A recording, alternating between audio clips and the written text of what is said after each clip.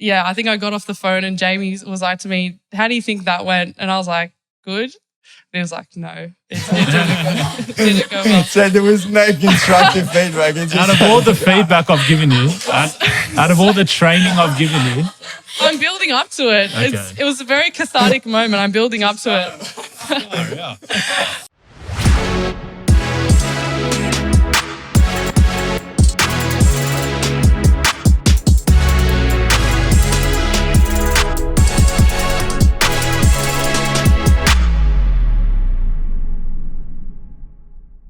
Welcome back to another episode of Defiant Talk. It's your host, here, Sid, and my business partner and co-host, Jamie. And we're here with our 3 day ones here, JV or the other Jamie, Blake and Sahar. How we doing? How you doing, guys? You well? Not too bad, not too bad. So let's kind of kick it off. Just introduce yourselves. I'm Blake, and I've been with Defiant pretty much since Jamie did the first post. I remember I messaged him like as soon as he posted it on Facebook. I hit him up and was like, "Hey, bro, can I come meet with you?" And we met, and yeah, it was kind of the rest is history. Blake is literally employee number 3. Like, We've got a third business partner who's actually our general manager, but I would say that the relationship with Blake was actually formalised before Nick's. yeah, probably. Yeah, for sure. I remember you telling me when your dad was going on. I was like, "Oh yeah, cool." Yeah, pretty much. Yeah, as soon as I posted up, like, you know, we just launched Defiant Digital. This is the website. Everyone go check it out. I think like immediately Blake was just like, "Hey man, I saw you post up the website. Like, would love to come and have a chat with you. I'm interested in marketing." And yeah, the rest is history. We'll get into the journey a little bit. I wanted to get straight in, but no, we'll get into it. Sahar.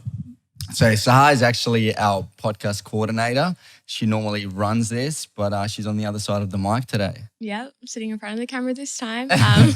Yeah, I'm Sahar. I'm a creative strategist now. It's been almost a year at Defiant. I think, coming up like in July. It's been like a full year.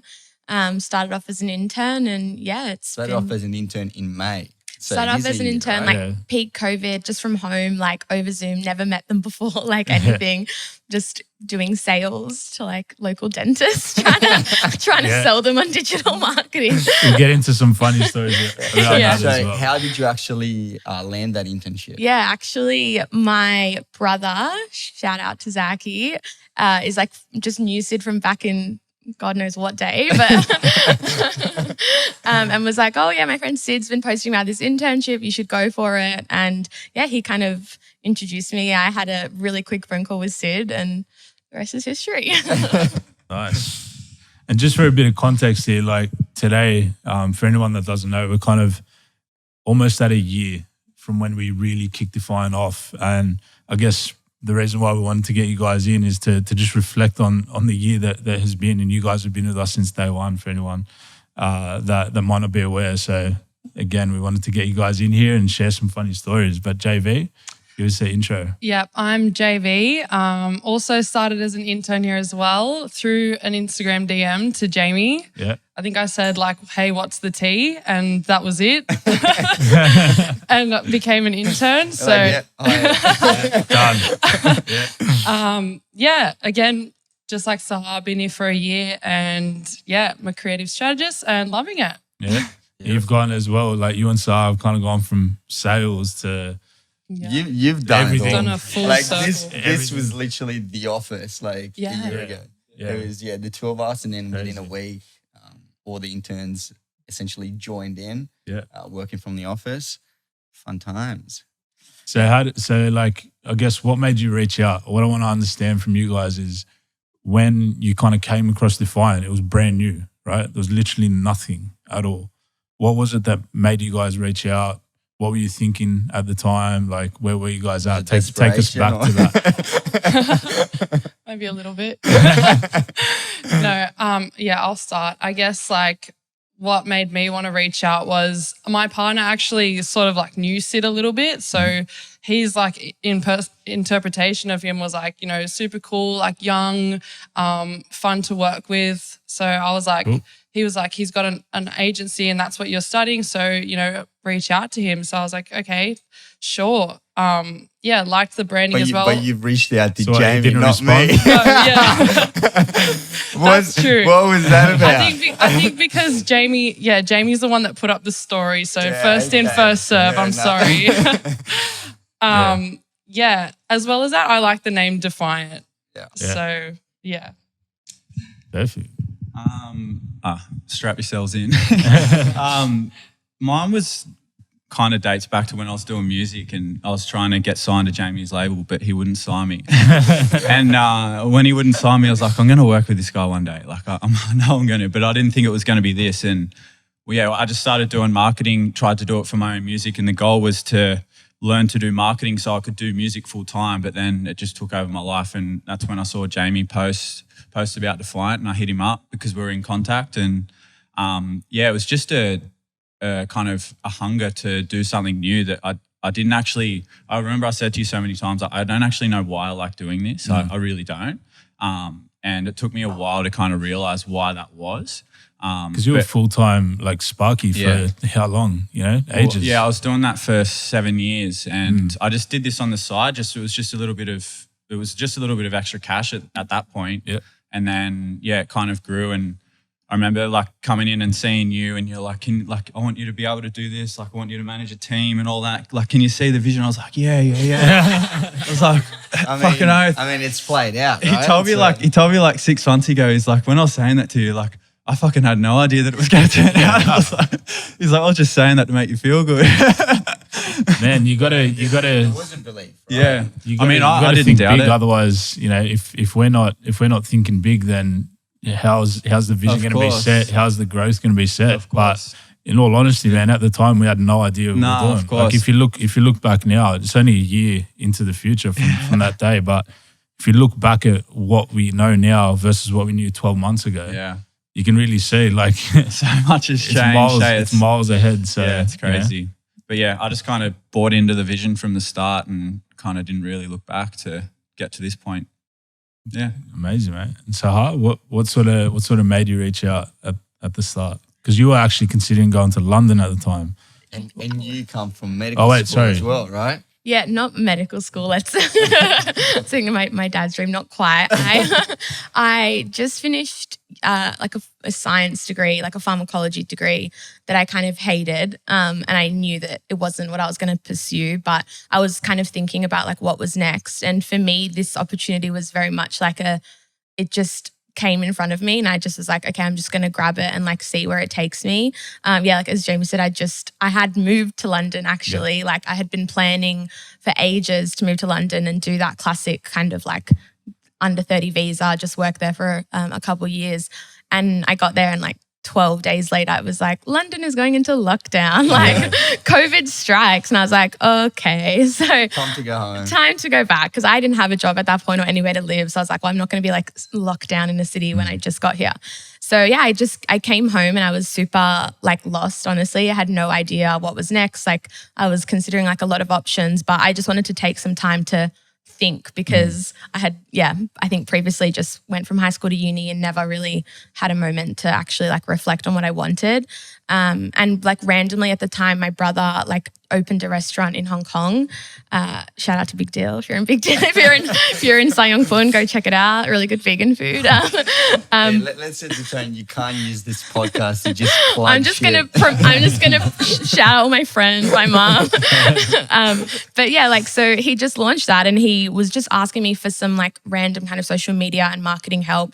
And as I was doing it, I was like, wow, this is awesome. Like I'm enjoying doing something for the first time in a long time, honestly. Like I did not enjoy pharmacology. And when I sent it to him, like it was nothing special, but he was just kind of like, wow, like I feel like I paid for this. Like this might be something for you. Like you might have something there. And he was like, you should just pursue it. Like you've always wanted to do something creative. Like, it's something that's calling out to you. And that was literally when it was like my friend Sid has his internship. And so for me, like it was locked down, I was like super lost and I was like, okay, who knows where this could take me, but I'm just going to like dive in.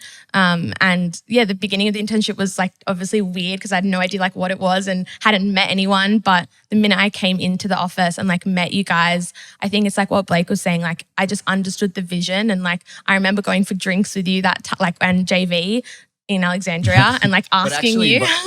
But prior to that, Yeah. we, like the 5 of us actually worked together over Zoom.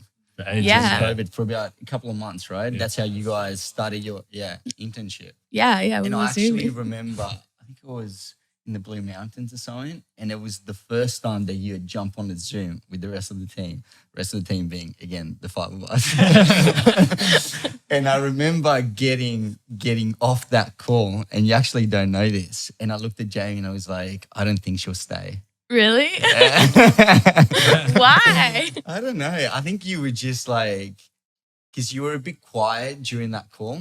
And I think you were maybe just overwhelmed with the amount of information. Like Jamie and I were in like this like massive learning phase of just like, all right, we learn shit, we pass it on to the team. And you were just kind of sitting there going, oh, what's all this about? Yeah. I think it was like when you were introducing the internship program to the team, because like there was an internship program at that time. So like I literally jumped on. It's like, all right, the sales target is this, like this, and I was like, what am I doing? Like, and we where just am made I? up the whole internship program Yeah. like probably 2 hours before. Yeah. 2 hours before. But that's a pretty like, I think it's like pretty true to our name, Defiant. Like everything that you guys have done to actually be a part of this team, you know, like you guys have really sort of gone outside your comfort zones multiple times, even just in reaching out, but also you guys have been with us since day one. So you've had to constantly change your roles all the time. Your role's been changed, your responsibilities been changed and stuff like that. And you guys have been just so able to adapt. And I think that's Defiant, really. Yeah, like that's what we are. Yeah. It's what we do. So I really love that. So JV, you had actually done an internship before Defiant, right? Yeah. Or a few of them. What was your expectation coming into that Defiant internship? Well, to be honest, I was expecting it to be better than my last internships. My last internships were quite like rigid, didn't allow much room for growth, to be honest. I was kind of like it's a cliche, but sometimes you are like the coffee person when you're in an internship, and that's what happened to me. So I was hoping for something new, especially because it was a brand new landscape of working from home. I was like, you know, this is different. Like I get to be at home in my own comfort and space. I get to like reach out to you guys whenever I want. I don't feel like I'm walking over to your desk and annoying you all the time. It's different. So I was actually like really excited to try something completely different. And yeah, it was definitely like, it just went beyond expectations. So Epic. yeah. That was not planned. That was just the way it was. So Yeah, exactly. That's good. We'll run this as an ad for the internship program. Why not? So knowing what you know now, what advice would you actually give to someone wanting to land their dream internship at an agency? And this is, I guess it's a question to all three of you guys. Kind of on the spot, but I mean, this, like doing what I did to kind of get to this point and get into this job kind of gave me perspective on just going with the flow and following what you actually want to do. Like coming from a stable job in electrical, going to a business that like had 3 people at the time when I joined, having no idea where it was going to go. You being one of them. Yeah, exactly.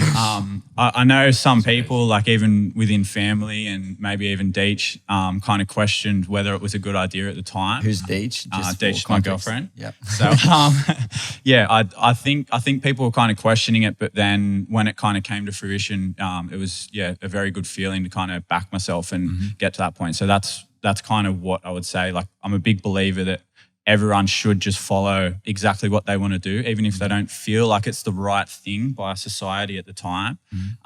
Just go for it, sort of thing. Yeah. Sahar, anything to add?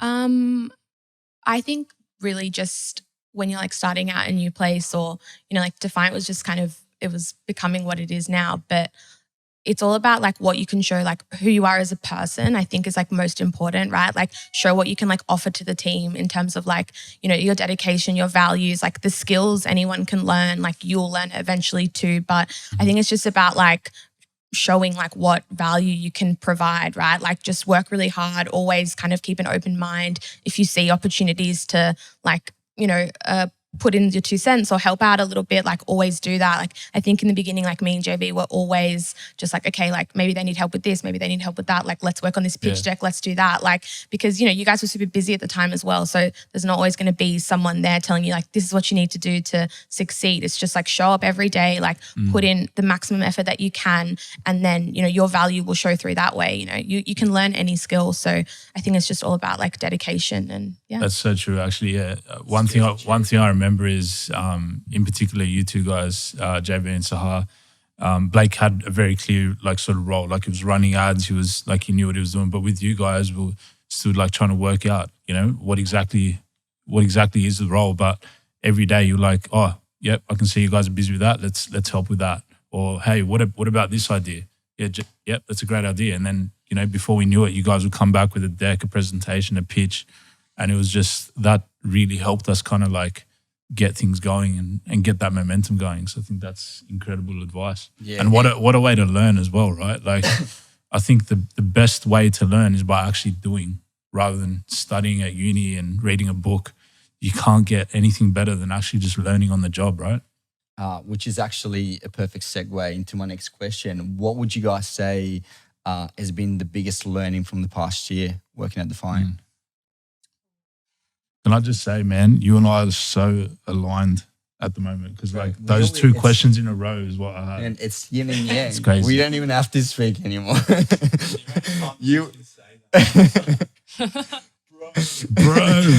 Bro, come on. That was my idea. It's epic, but man, that shows is good alignment. But yeah, like-minded individuals. That's it. Biggest learning. That's a very hard question, to be honest. Like there's so many things I've learned. I'm pretty sure that on the day that I knew the internship was ending and it was like, all right, are they gonna accept me or not? I sat down and wrote down everything I learned, and I think I churned out like 60 things like that I actually learned in my internship, like genuinely. Do you still have that? I'm sure I do somewhere. I need to find it. Yeah. It's so good to actually I need to find put it. that on YouTube. That would be epic. And yeah, they were just, even if they were just little things like talking to a client, you know, price objection, things like that, like little things, like just so many things. But I guess like the biggest learning is just, I guess, learning to adapt and to like be like free flowing and to just, I guess the biggest learning is, you know, not being afraid of failing for sure, because you guys always had our backs. And if anything, any failure that we've gone through has actually helped us grow. So that's probably the biggest learning. Like, yeah, that's just huge. never being afraid to like just go for it. And if it fails, chances are we're going to learn from it and do better next time. So that's epic.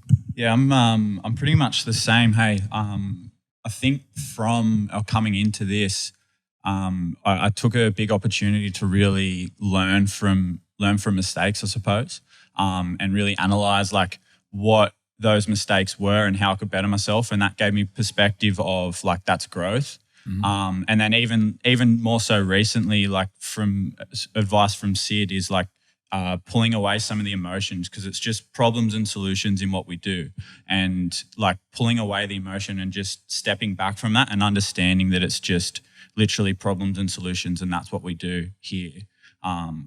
That's really kind of helped me grow a little bit as well. Nice. Epic to see that you've taken that on board, man.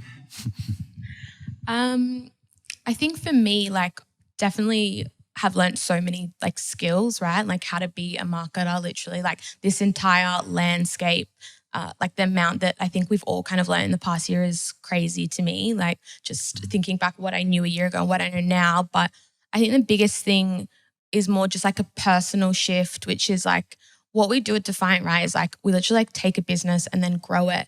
And I've just never been like exposed to that side of things before. So it just kind of like unlocked all this like potential for me and like in my life and kind of like what I can see being possible. Like, yeah, it's just been like an amazing kind of like, I don't know, I think I'm like by nature a bit of a pessimist sometimes. And like, I think like at Defiant, you've got to be an optimist, and like that's so part of like the vision here, right? And like that's just something that in the past year I feel like has been a massive shift in like me as a person. And like as a result of that, there's all these opportunities that I can see being like open for myself, like be it 5, 10, like 50 years down the track. But yeah, it's just kind of crazy that like, you know, ultimately like this is a job, but it's kind of really transformed like so many other aspects of my life, which is, yeah, I mean like pretty awesome.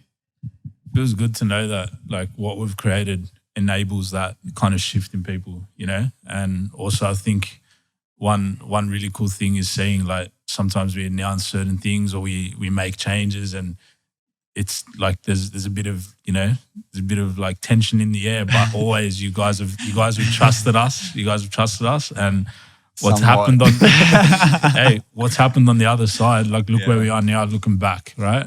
If we were scared to make decisions gone back, none of that growth would have been there. So absolutely, on the other side of that sort of pain is growth. It has to. We have to go through that to get to the other side. So yeah, one thing that you guys have done, you know, so well is just adapt to that, and you know, it's showing in you guys as not only just marketers but humans as well. So I think it's really good. Thanks, man. Unreal. I'm loving this podcast. Podcast epic.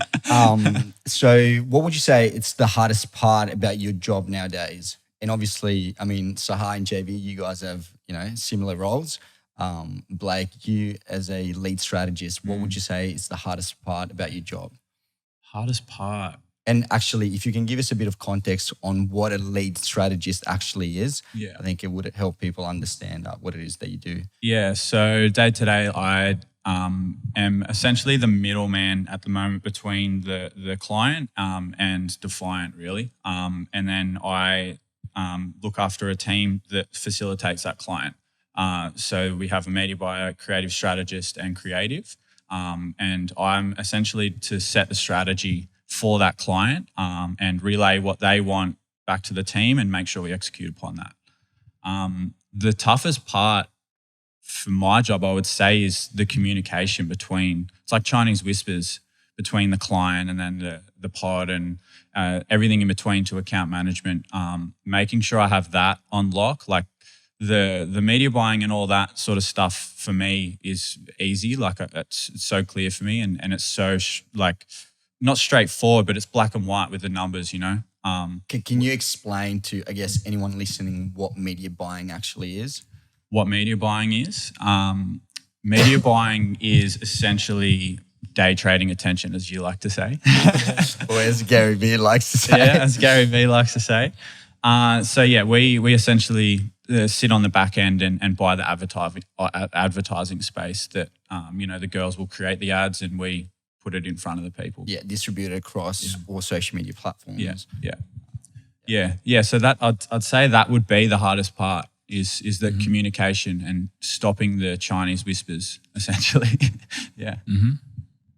So, hardest part about the job, probably, I mean, like just by nature of the role, like creative strategy, right? It's like balancing kind of those two things, right? Because to be like creative and come up with ads, like you really kind of want to let your mind go. You really want to like explore kind of new ideas and options, but also like what we do is like, it's very strategic and it like follows a pattern, and the way we have to kind of test assets like follows a formula, right? So for me, it's always been about like balancing, okay, like what's actually needed for the campaign versus like what do I want in my bias like for this brand or something like that. So yeah, I mean, like it's coming up with new concepts and stuff is fun, but if it's not going to get results, it's pointless, right? So yeah, like what we do is performance-based. It's all about creative performance. So yeah, I think just kind of finding that balance is hard. And then obviously just kind of finding enough hours in the day, I think is another one, you know. I think for all of us, it's definitely like a time of growth in the agency, which is so exciting, but you know, it's a busy time in the agency as well. So yeah, probably those things. Is there a specific creative or a specific project that you're most proud of in the last year? Honestly, right now, we're working on basically like Defiant as a client.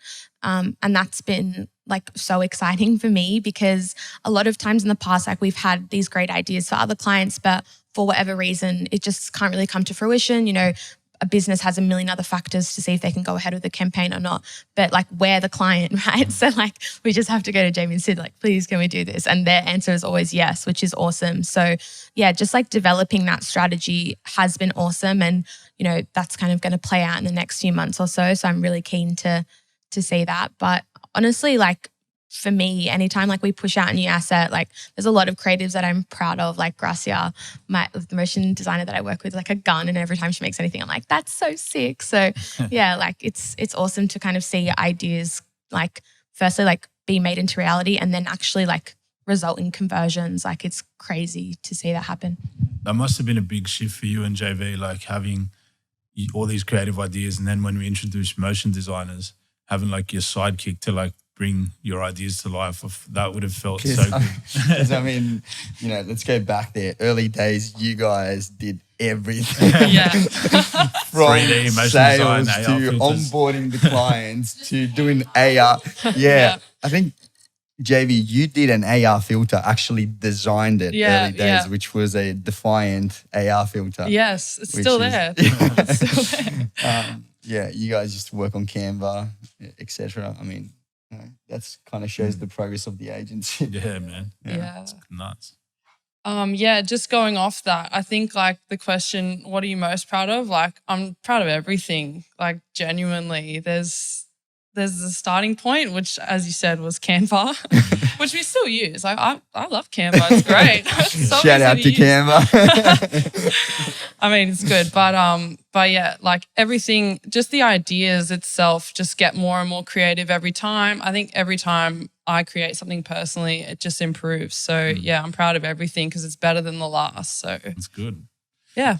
Would you say there was a specific project or a specific meeting that you're most proud of?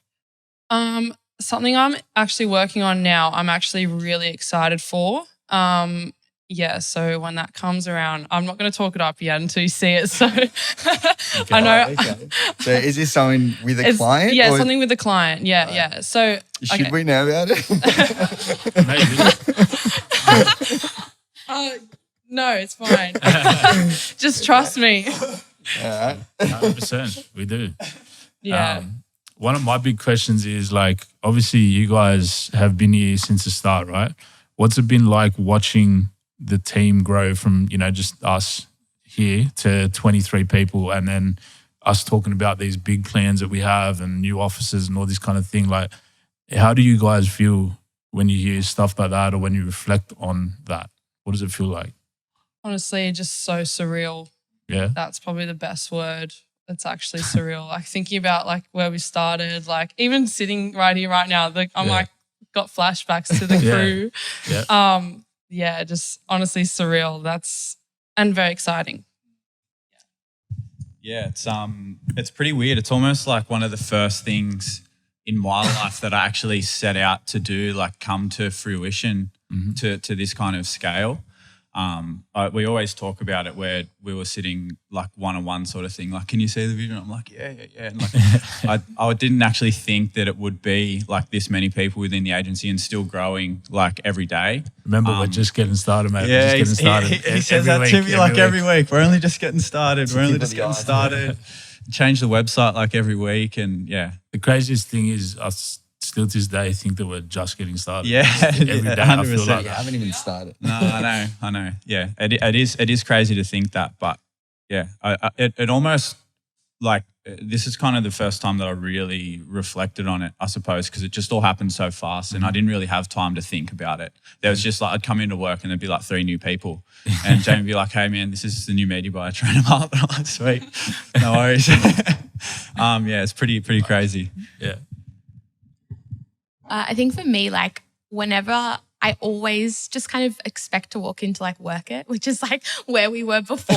Like that's what I picture like the office looking like. So it's like we used to be in like a I don't know what it was, like a warehouse, pretty much it was a warehouse. And it was just like the 5 of us. That was designed for like storage. It was like basically it was a shipping facility. So like all day, like trucks would come in and out, like deliveries. There used to be these like rolly trolleys that they would deliver their products on, and we'd be on sales calls and it would be like thunder and we'd all be like covering up the mics to like drown it out. But yeah, it was like freezing. We had blankets, space heaters, like, so like even when I walked in today, I actually did a double take because I was like, who are all those people in the office? Like literally, and I'm like, oh my God, that's like us. There's like 25 people in there. It's so crazy. And yeah, like maybe move to a new space soon and that will be crazy as well. So you know what's funny about when we walked into that worker space, we thought we were like kings. We're like, wow, we've got an office and I now. walked in, like we didn't even like want or need an office. We were just, you know, Probably couldn't even afford it, to be honest, at the time. We like, walked in and the guy showed us around. We're like, yeah, we'll take it. yeah. straight away. It served its purpose. Like me and JB did a Kmart run. Like that was fun. We had blankets. Like it was a cozy time. Bought plans for us. Yeah, they all died, but it's okay. The memories are there. Yeah, that's true. So let's like on that note, like explain the kind of culture. How do you guys explain the culture to like your friends or family or, you know, people in your network? Yeah, I mean, like, honestly, I think it's something that I kind of have to like pause and reflect on because it's easy to think that it's normal. Do you know what I mean? Like it's easy to just expect that all workplaces are like that. But sometimes I have this moment of like, yeah, like as lame as it is, like it's actually genuinely so fun to come to work every day. Like, and I think so much of that is the people, right? So like the work is hard and there's like, don't get me wrong, it's always stressful, it's always busy, but just like the people in the office and like just the overall energy in there, it never like, I just can't remember the last time I've been like, I don't want to go to work, which is crazy because I think that's super common. And like, I think there's nothing wrong with feeling that. I mean, like work is work. But yeah, I just feel like everyone in there is like super like hungry and everyone's really like driven and everyone's really young. And I do think that everyone like understands the vision, you know, like everyone there is like, cool, like we're going to grow this thing. And yeah, just to find that in a workplace is crazy. I mean, like we play ping pong every lunch, like, you know, like ping pong gets heated. Yeah. Ping pong gets heated. Yeah, literally. That's like a serious part of the day. Like that's not a joke. So I like train for that. I actually reckon you're here on the weekends just like... No, I literally make Laura stay after work and I'm like, can you train? You bought a table, right? Yeah, I bought ping pong table. Wow. I was ashamed of getting like destroyed every lunchtime. I was like, I need to get better. Like this isn't okay. So yeah, no. But yeah, no, it's honestly so much fun. It's a joy to come to work. Yeah, it's pretty crazy, like the culture that has been created here. I have perspective coming from like where I was working. Like I did love what I did for quite a while, but I kind of came from an industry where like 90% of the people, there's quite a lot of people that actually really helped me in doing what I did, but there was a lot of people of like, if you didn't know something, it was almost like, oh, you don't know that, like shame on you sort of thing. Like, but in this environment, if you don't know something, you'll have anyone and everyone come up to you and like, oh, let me show you how. Like even interns, like absolutely everyone. But even beyond that, like on a Friday at where I used to work, everyone would try and leave as early as possible. Whereas here, everyone stays back and has drinks together and all that sort of stuff. Like that's something that a work environment that I haven't ever really been in. And it's so crazy. Like, everyone here is like friends outside of work as well. So. Yeah, it's a pretty crazy environment to be in. That's cool. Yeah, I'm a strong believer, and I'm not sure if this is like something that's true or not, but I think that culture comes from the top down. And you guys have always like been encouraging, you know, had a sense of humor, like, you know, always like wanted us to learn, always helped us. Like you always had our backs, always hyped us up. And that's like all those things is just what's so strong in the office culture. Yeah, good job, mate. Good job. Well done. Good job, guys. Yeah, like everyone in the office is just a hype man / woman for each other. So it's just so great. It's awesome. What are some things like, I know I ask you guys this every quarter, I ask you this question, but I'd love to just kind of reflect on this a bit. I ask everyone in the team, like, if you were, tell me you're going to That ask is that. the next question, bro. I am like legit. Fucking hell, that's weird. Yeah. So, if you were the CEO like of the in love, company, having a like, look at him. where would you guys take Defiant next if you guys were the CEOs? Yeah, so we went through all the warm and fuzzy, right? If you guys were one of the founding directors, how would you change this company? Or what would you do differently? I don't know. I did not expect that. It's always a question, tricky eh? one. Yeah, we I always kind put of you guys prepare on the for spot for the with that. reviews. I'm like, all right, no, yes, and change this right now.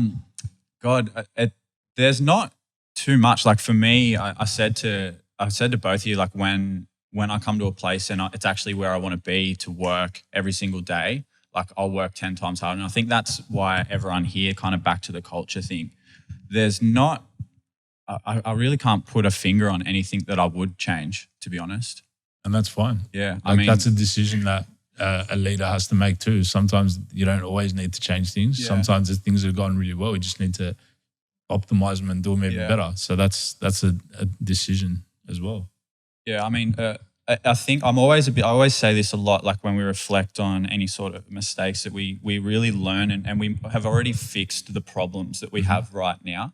And we're always a couple of steps ahead.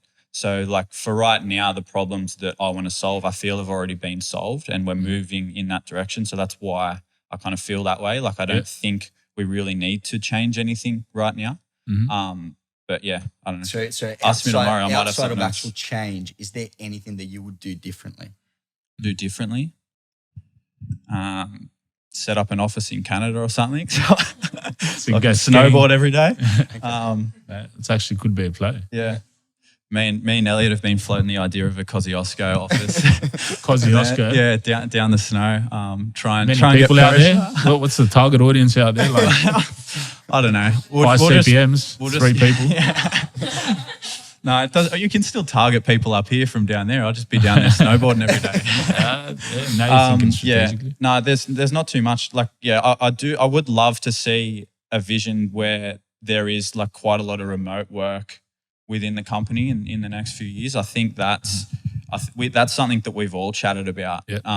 And I think that would be really beneficial. I know it's been tough, but like at the start working with contractors, but with people that you really trust moving forward, I think that's kind of the next step, kind of expanding where it's quite remote and kind of free flowing sort of thing. So there's your answer there. It's interesting. That's an answer of change, and that's what you would do if you were the CEO of the company. I wouldn't do it right now, but definitely move towards that Something to direction. start thinking about. Yeah. Interesting. Okay. I was You like, had some time Get to your think. pens out. write this down, guys. So this is what I do. No, honestly, I do really agree with what Blake said of like, I believe in like controlled growth. I think we all do, right? Like there's always Sid. except Sid, who's like Sid's like double it. But yeah, like I honestly think for right now, like I think the agency's in such a good flow. Like I think we've all kind of learned how really to kind of like work with each other really like seamlessly. And I think it'll probably like just keep improving for the rest of the year. Like obviously like in terms of like grand vision and down the line, like for me, I would love to step into more of the like large scale type like production type things. So, you know, like obviously right now we do a lot of design work in house, but in terms of like creating those assets and that type of thing, like I think that's something that I think lots of people in that room would love to get their hands on. I know it's kind of something that we'll hopefully look down the track. But yeah, I think moving into that realm as well. And yeah, like I think at the end of the day, Defiant isn't just a digital marketing agency. And I think that that's always been clear from the get-go. So to me, there's so many different avenues that we can start to like explore, but it's just about, I think like perfecting this model and like growing it to the point where we want it to be. But yeah, definitely like to be sent to, I don't know, south of France, like shoot a yacht commercial, like, something like that, you know, that would be fun. It's all coming. Yeah, no doubt. I feel like this question's kind of been answered a little bit by both Blake and Sahar. I guess like the only thing, like disregarding warm and fuzzy for a second, is, you know, I'm personally a little bit paranoid about iOS 14. Okay. Right. So like there's just some things that I would do, like, you know, explore other avenues of marketing as well. There's just so many, as Sahar said. So I think like if there's one thing I would change, I would be start to, you know, drive in all avenues of marketing slowly. Including organic. Yeah, including organic, including, you know, everything, the whole full circle. I would like, for one, because give us a few examples of that. Of course, organic, influencer marketing, affiliate marketing, things like that, where you can just like get your brand out there in other ways that don't rely on just the platforms, which is, as we're finding, is, you know, murky waters sometimes. That goes into like a lot of what we've been chatting about lately, even with Defiant. But it's more so getting the clients out of the short-term sort of mindset. Like it's more about creating brand than anything. It's like the long-term play, like the whole Facebook and what we do is framed around this short-term quick win sort of thing, right? Like the Facebook and Instagram, that's just because it's so fast-paced. So transactional. Exactly. That's what, you know, business owners start to look at, and they get lost in not actually creating brand. So we've been all discussing as an agency about how we pivot to that sort of vision. And I think, focusing more on brand and kind of backing up what JV said about all avenues of marketing is definitely, well, it's something that we're doing. So that's kind of goes back to what I said. It's a very good advice for any kind of business actually listening to this as well, like to really spread your channels and where you have your brand online. And I think as well with us, naturally, as we progress as an agency, we start working with bigger clients. Bigger brands have customers that are at a different level of their consideration phase. They don't have to be convinced like straight away, right? So, you know, you're talking to the likes of, you know, some of the biggest brands out there that have brand recognition already. Those kind of pieces are, the marketing style is quite different. We're helping out quite small to medium-sized businesses, and they need that direct response. But again, the more you can do as a brand, the more places you can be, obviously the more effective you're going to be as well. So it's a good piece of advice. And I guess the larger the budgets, the more as an agency you have the ability to create a marketing ecosystem rather than just having to leverage specific channels. Yeah, absolutely. So just back onto adaptability before, right? I actually recall a conversation that you and I had with Sahar early days where we asked Sahar, you know, what's your dream role within an agency? Yeah. And she goes, I'd love to be a creative director. And you looked at Sahar and you're like, there's not going to be a creative director. it was like, that's not a thing. And I was like, yeah. So just on that point, by the way, that was a massive mistake to have that sort of limited mind thinking. We've both learned from that. Yeah. Because I mean, there's essentially never a no. Yeah, 100%. Biggest lesson. We're open to any kind of shift or change. What would you say is the number one thing that it's actually made you stick with us through all the changes up until this point? And this is a question to all three of you. Honestly, for me, like in the beginning especially, it was really hard, right? Like I'm not necessarily a jump in type of girl, right? Like I take I'm very calculated. I need to be sure. And when you're working at a startup, and I feel like that's changing, by the way. Yeah. Definitely. And but you just finished the degree with like in pharmaceutical, like industry and everything like that. Yeah, it was like a big leap. But like even, I don't know, I just was so kind of like, okay, but if we do this, then what's going to happen? You know what I mean? And you guys are like, don't know, like, let's go. And I was like, no, but guys, tell me, you know? And it's like, that's just not how it is at a startup. Like there's not this, you can't look at someone who's been in your role for 10 years and be like, cool, that's what I'm working to. You know what I mean? Like as like, you know, you guys just said the roles that I wanted didn't even exist. You know what I mean? But now you're a creative strategist. Yeah, exactly. But like, obviously that's also the most exciting part about being at a startup. And like, it's something that I've said from the beginning. It's like, yeah, like, sure, I understand like from the outside, you know, even to my parents, like maybe this is a risk. It's a, you know, a new agency kind of thing, like a new kind of industry for me at least. Like, who knows where it could go, but that's also like, who knows where it could go. And like, just from the beginning, I always genuinely believed that. And like, that was the reason. Like, and I see Defiant in like, not in like a next few years, like I see it in the next few decades. And for me, I'm like, wow, like what an amazing opportunity. And like, how crazy is it that we just like found ourselves, or at least I just like found myself like here, you know? So yeah, like that's just like, for me, it's just, instead of thinking of it like, oh, but what could happen? It's like, no, like what could happen? And, you know? and I actually remember, I think that's the answer that you gave us when we offered you the role. Both Jamie and I asked you, why do you want to work here after your internship?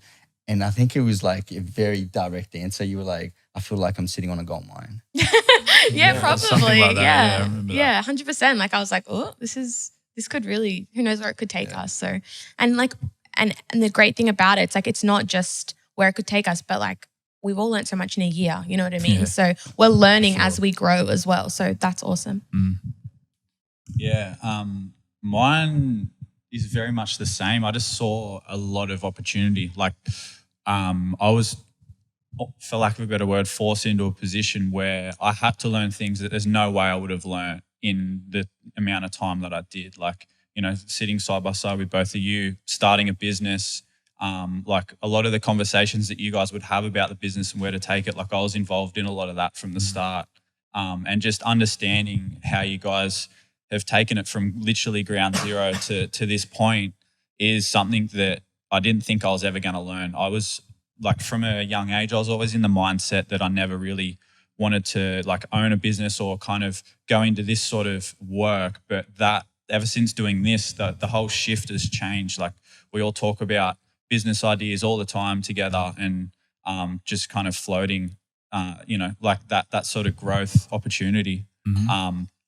Yeah, I just like I said before, kind of saw the vision, and that's why I've stuck around. And with you as well, there was a bit of a forced decision, which was you essentially had to quit your job, right? Which was a career for you up until that point.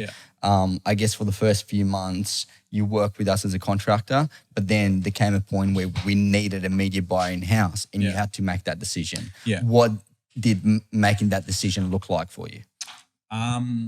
It was... Was there hesitation? Was it a no-brainer? Was it...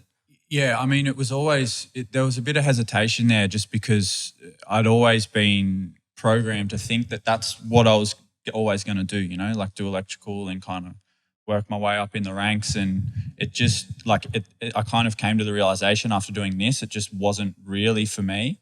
And the reality too, you know, was that you did take a pay cut too from your previous career, right? Yeah. So was that something? Yeah. Well, that's something that definitely played into it. But I definitely, I kind of went back and forth figuring out whether it was the right time for me to do that. But I just had to kind of take the leap because I knew and I really saw that opportunity, and I knew that I was never going to get that if I kind of let it pass. Like we definitely wouldn't be sitting here; it'd probably be someone else. And yeah, it was very, very tough to kind of make that decision and kind of take a bit of a step back. But I don't really look at it as a step back right now. Like what I've been able to learn and what I know right now is like invaluable compared to where I was at. But yeah, I mean, it just wasn't necessarily for me. And I kind of fell, like Sahar was saying, kind of just fell into this position where I found what I love to do. And yeah, I'm sure the conversations that all of you guys must have had with like, you know, your loved ones and your friends and family, they're probably like, are you guys sure? Like, you sure you really want to do something like that? Like these guys. What is it that you actually do? Like, I'm guys? pretty sure my mom doesn't even know what I do.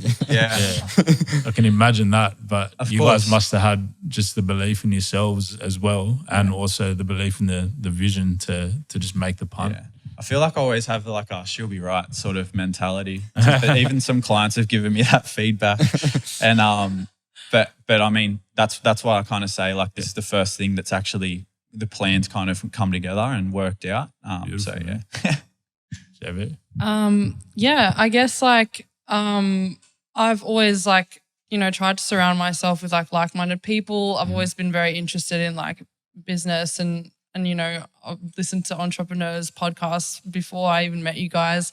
So when I first saw the opportunity for Defiant, the first thing I thought was, like imagine this grows and I'm like the third person here. Like how good of a position does that put me in? Like that would be awesome. So I guess like I just kept that hope and like, just stuck with it.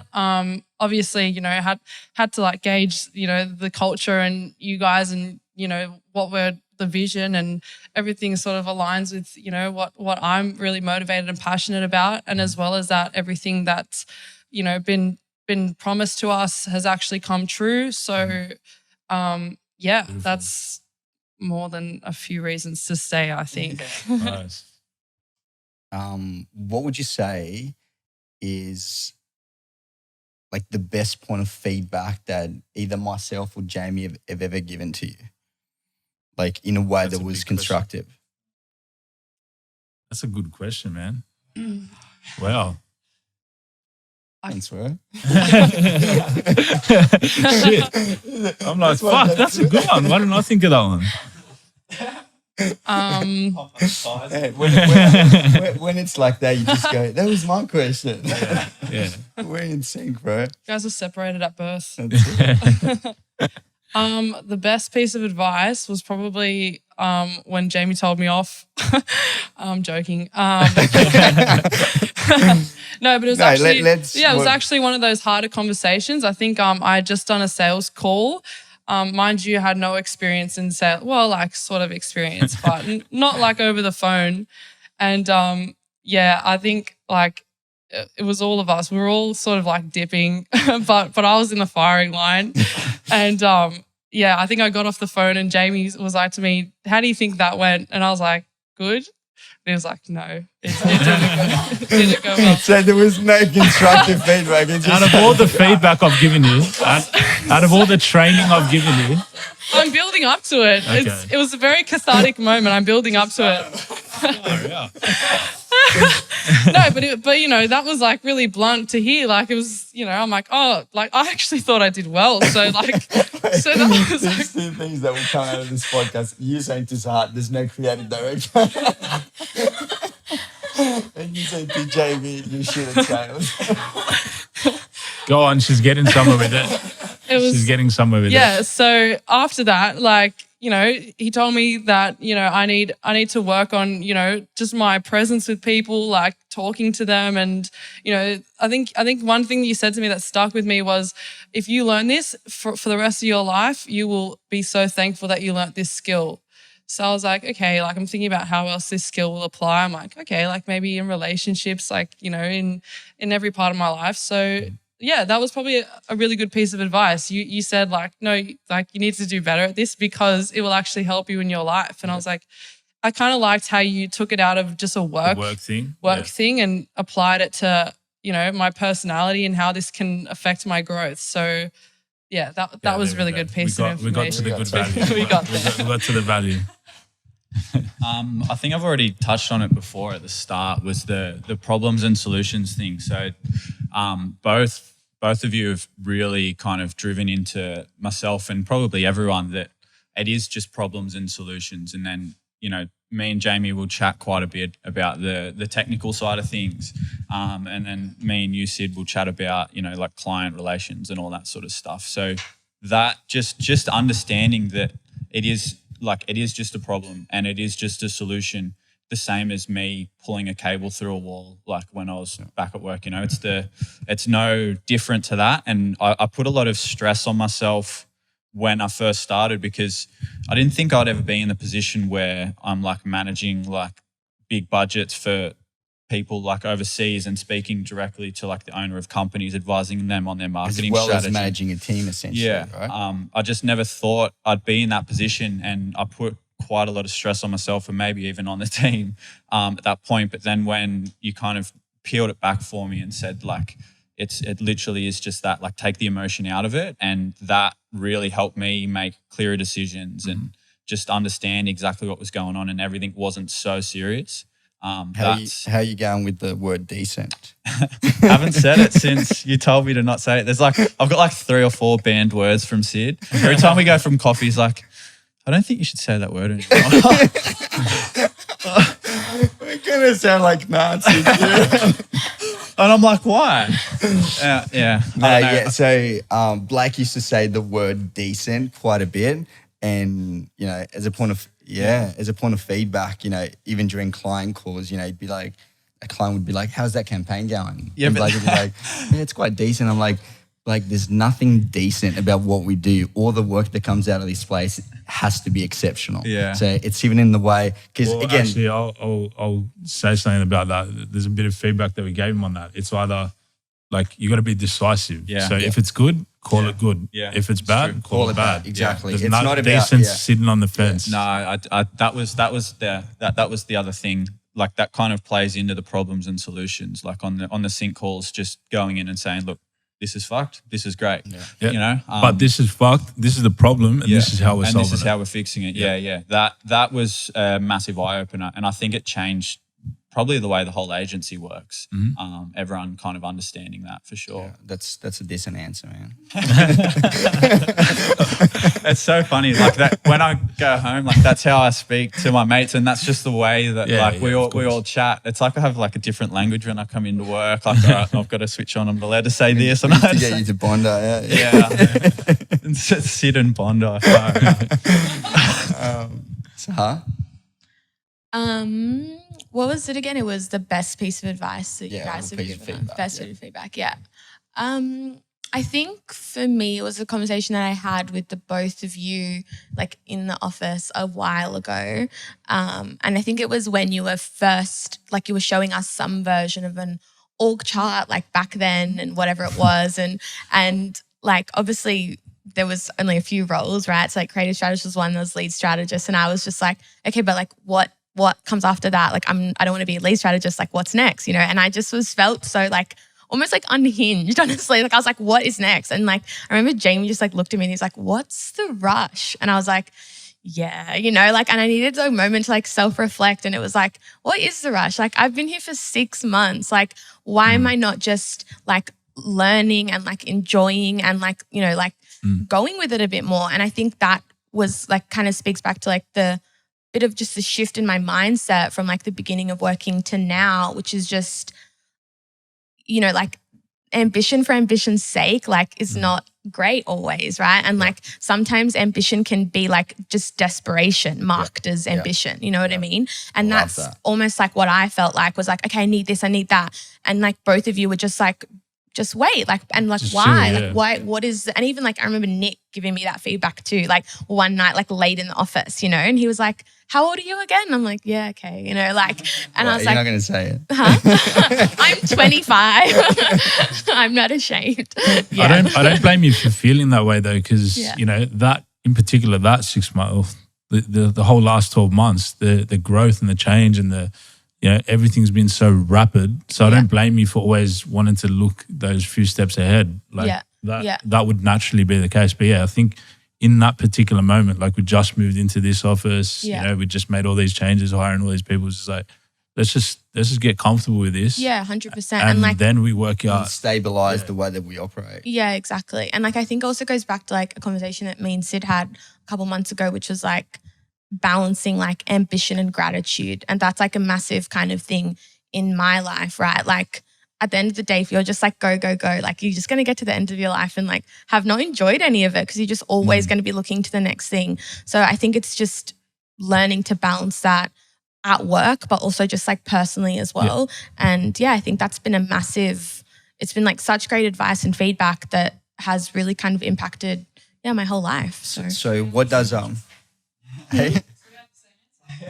Yeah.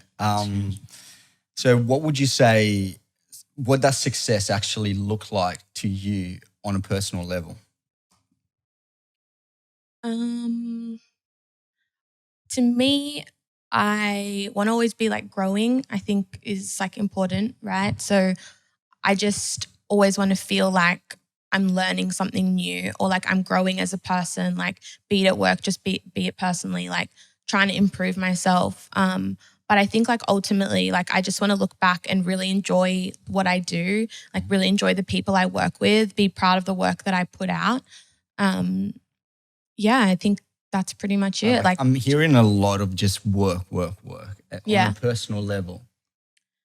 Like, true. does success look like a specific routine? Does it look like Honestly, does it look like a financial figure? Like for some people it's that, right? Yeah. Does it look like a family? Does it look like, honestly, like I always wanted to live. I've always wanted to live overseas, right? Like that's something that I would like love to do in my life, and I really that is would be like just an example of like me achieving something that I've always wanted to do.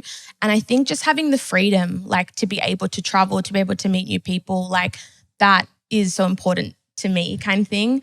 Like I think freedom and being able to like live my life how I want it. Like I don't know necessarily like family and all that. Like I'm just super unsure, but whatever that ends up looking like my life, I just want to be able to like wake up every day and like make the best decision for me and feel like I get to like create my own life.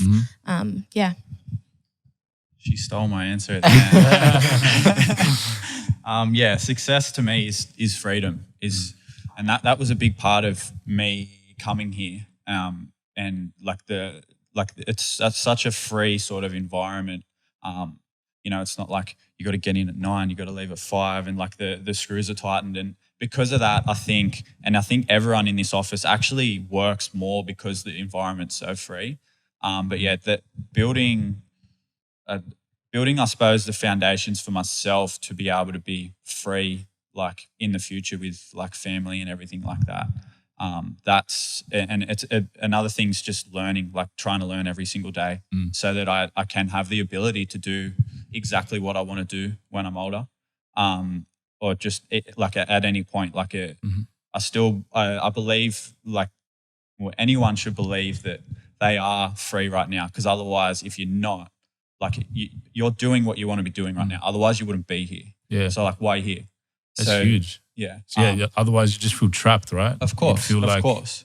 And that's what, that's probably part of the decision as to why I come to Defiant, and that's why I'm so happy being here. But then, there's always that want for more. Like, there's plenty of things that I don't have that I want. And it's about learning and understanding how I get to that point, kind of, setting a goal and peeling it back to figure out what you got to do to get there.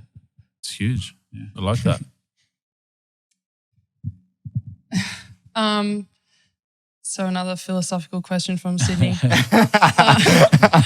So success to me is health, physically, health mentally, for sure. Hugely. Health mentally, happiness, love, adventure, work. I had to say it. It's such an honest answer. Yeah. That's mad. So just having all of those things in your life, just functioning, and you're just being happy and content with all those things. That's what success looks like to you. Yeah. Solid. Thanks. Yeah. What's one thing that you would like to improve on as a person, which you think that it might directly correlate with the way that you perform at work? And you talking about mental health, it could be ways to better deal with that, during those low moments. Yeah, I think communication, definitely. Like I feel like you can always improve your communication no matter what, because every person is different. Every person interpretates things differently. So learning to like understand different personalities and how to communicate with them, what works best for them, is something I feel like if I improve that, and if I like really like took the time to understand but I guess like that just only comes with experience. You have to work with more people to like understand how that works and actually grow that skill. So yeah, I feel like I've definitely grown a lot in communication. Exposed to a lot of different types of people. Some are like more introverts, some are more extroverted. So yeah, I think that's definitely any stories from the past year that you can share around that skill. Yeah, communication, like maybe a time where you could have, better communicated to a client, or maybe, a story of like how communication has actually affected you as a person through the year. Yeah. I'm asking because I'm thinking of a conversation. Yeah, like what conversation? Does it have to do with me? I don't know. I don't know. You kick Started No, off. it was a conversation with a client where I think the client was very kind of stern in the way that he communicated with you, and it had to do with the way that I think we were onboarding the client. Yeah. And you were very upset about it. Yeah. I just think like that was just a case of just not knowing the boundary between a client and myself. Like sometimes, when you're starting off and you're new to this and, clients think that they can sometimes own you or like that you have complete control of their business and that they feel like out of control. That's how I felt the client. Like now looking back, the client felt like he wasn't in control. Didn't feel like I was in control either, even though I was, but I just didn't communicate that well enough that, hey, like it's like everything's actually fine. Like this is the strategy. This is how we're going to do it. Like, there's no need for slander. Yeah. So definitely thick skin now. Like anyone wants to. Let's have a go. Let's go. No, I'm joking. But no, really big learning curve there. What was the question? We went. Like, what is one thing that you would like to improve on as a person, which you think would directly correlate with the way that you perform at work? Like I would say, it's kind of leadership, I suppose. Just really trying to hone in on that skill. Like it's something that I kind of didn't not take too seriously, but didn't give it enough credit when I started here and enough focus on, I suppose. I was more focused on the media buying and whatever, but I mean, the position that you guys have put me in definitely requires that quite a bit. And I think there was a massive eye-opener with that book that you gave me a couple of months ago, a month or so ago. Which was what? What's it called? High output management. Yeah, that one, yeah. Yeah.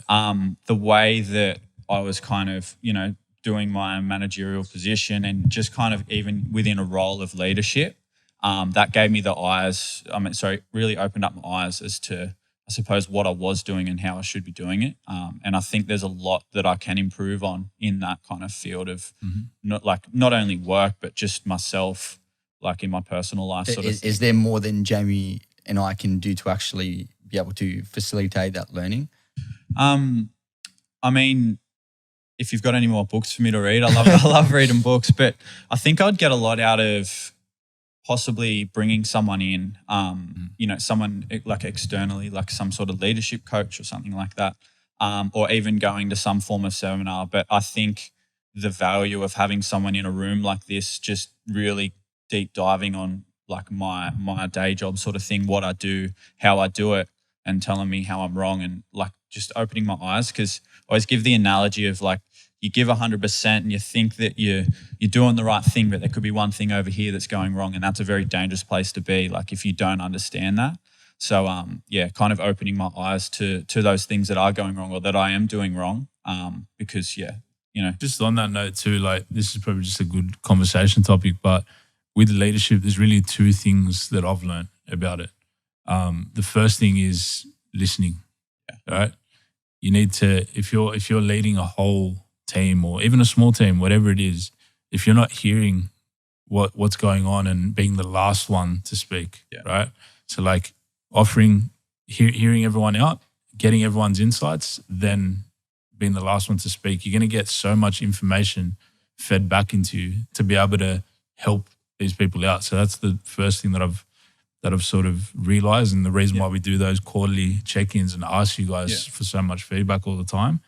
But the other key thing I've sort of learned this a little bit recently is if you're always just one little step ahead of the people you're trying to we discussed lead, this the other day. Yeah. just one little tactic that that's a little bit new that no one's heard about before, or one little this email marketing sequence or something like that, right? If you're always just that like little one step ahead, you're naturally going to be a leader. Yeah. Because absolutely. Just a little bit more. Yeah, you're just that slight bit ahead of the curve. So people naturally look up to you. Oh, wow, this person has done the research. They understand that. They can help me with this. Yeah. So they gravitate towards you as a leader. Yeah, right? Absolutely. So that's definitely something that I see. Like, I did before Defiant. I don't know. Like, I just I was never good in school, never really did much research or anything. And then for some reason, I just went gung-ho on trying to learn everything I possibly could. And then like when I met you and saw the way that you do your role, I essentially kind of followed in what you do and how you do it, like understanding that you just need to know that little bit of extra information to kind of stay ahead of the curve. And like I've definitely tried to follow in that, Well, it's clear, like you've had pretty much all of the interns in terms of meter buying, you are the leader.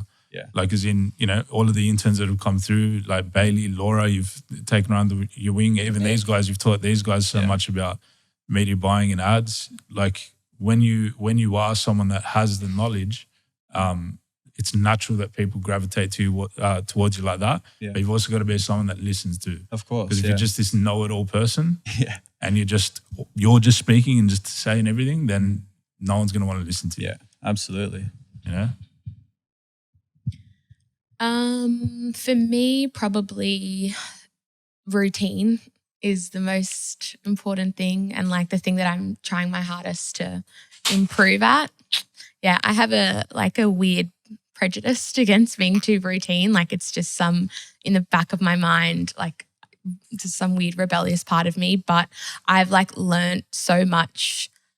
Like it's a lot from the podcast as well, like listening to all these successful people and like listening to their mornings and listening to the way that they start their day and like what they do. And I'm like, okay, well, if all these successful people are doing it, there's probably merit to it, right?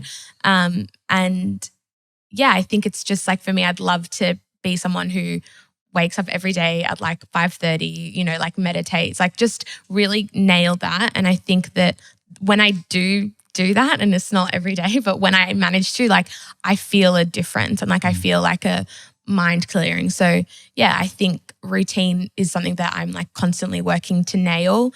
And I think like there's this like one meditation that Sid sent me. It's called like Morning Ritual, and the whole team's got it. And the way she frames it is like, it's not a routine, like it's a ritual, you know what I mean? And like from the beginning of time, humans have like done rituals. It's like a sacred thing. It unlocks like a greater, deeper part of like humans and like our nature. So I'm trying to think of like every day as like a ritual. And that's something that I'd love to really stick to and work on. I love that answer. All right, I've got a couple more questions that are slightly more technical.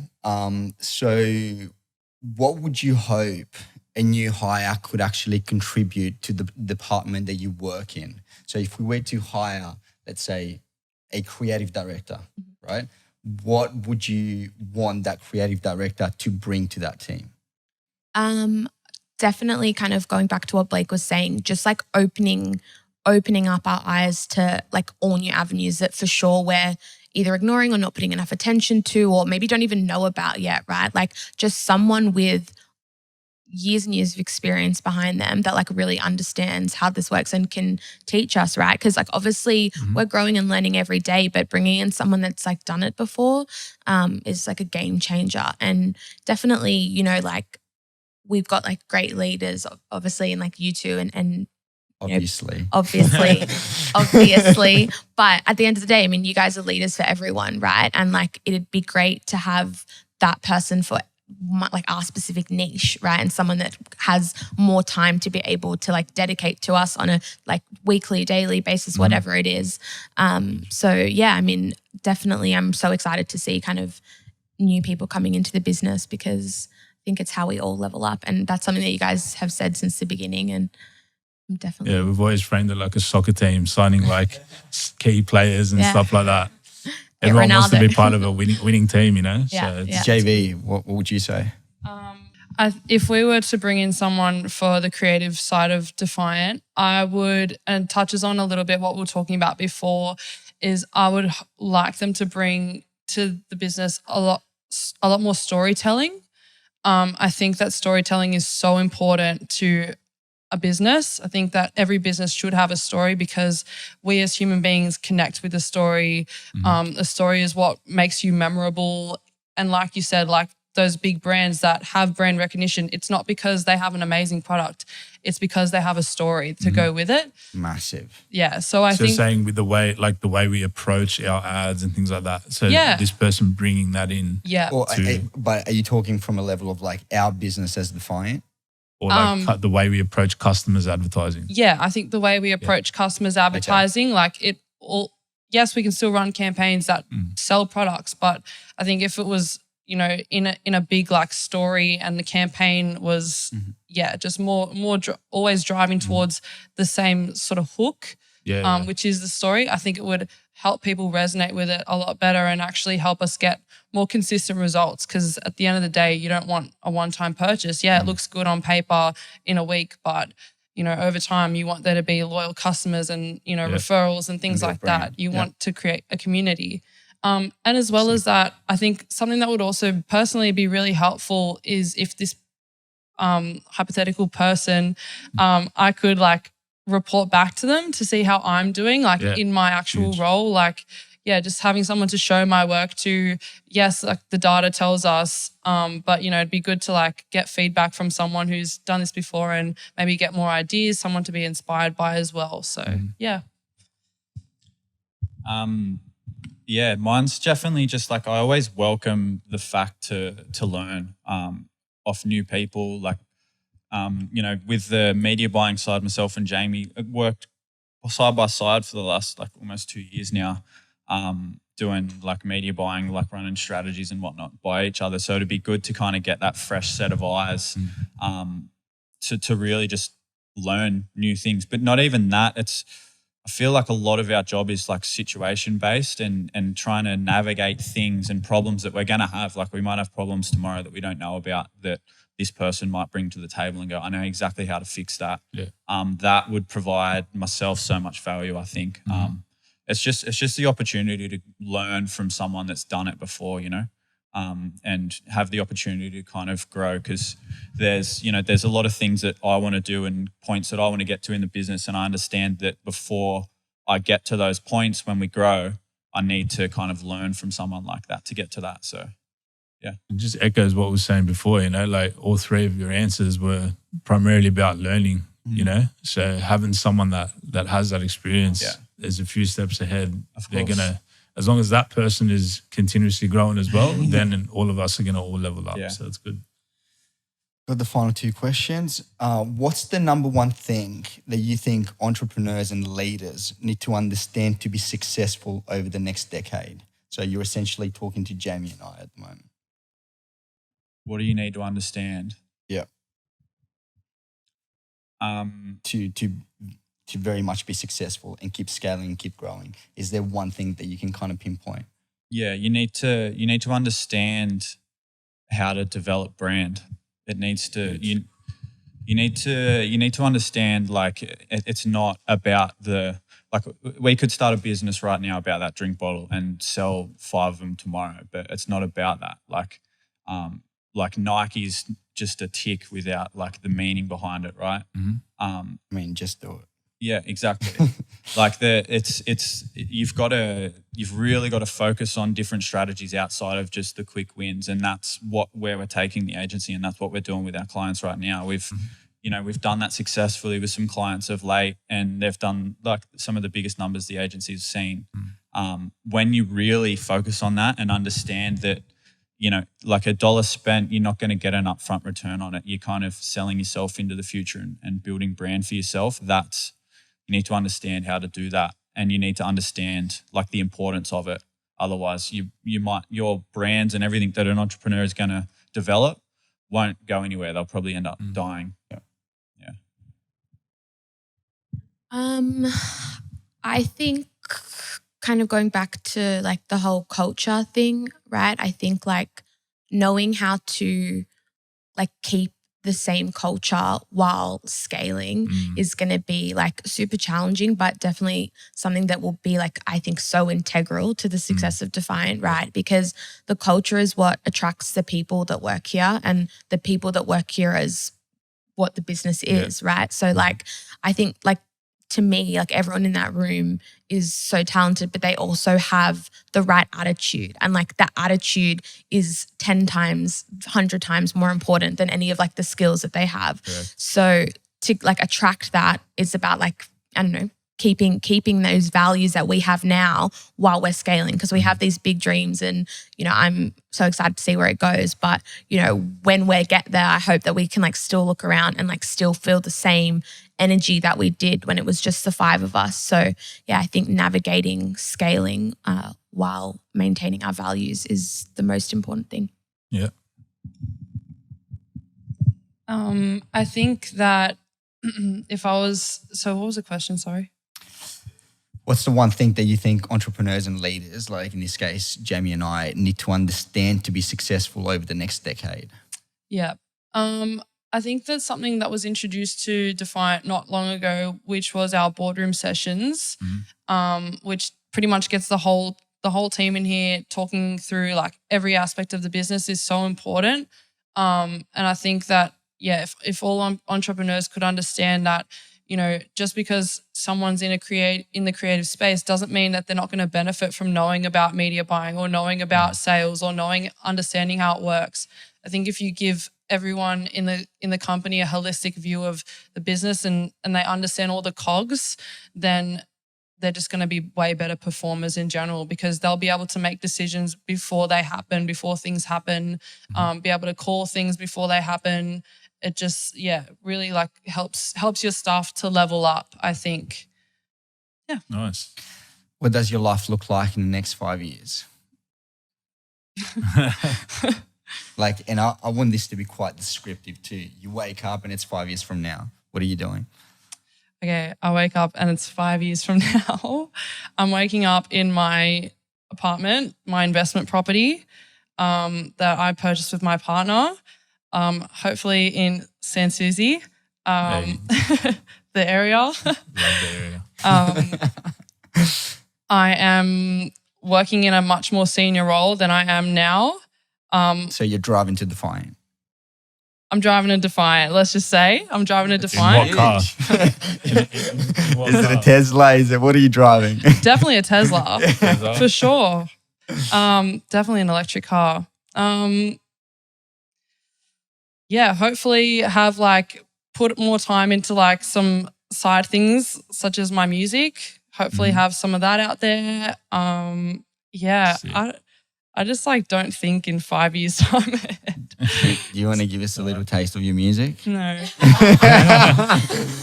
Sing us a ballad right now. You never know who's going to listen to this. It's true. It's true. Yeah. All right.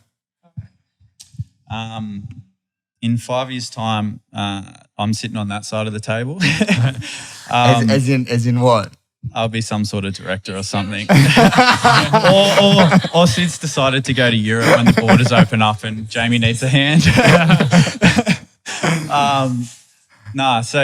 And I do really envision that we all start a business together, you know, whether it's a few of us or everyone within the company.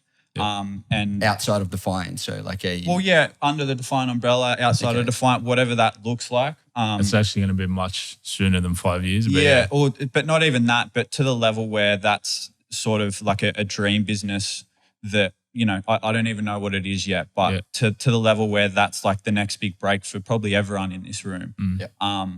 Doing that and probably having a lot of quite influential kind of dream sort of clients under the belt that I have worked with over the last 5 years.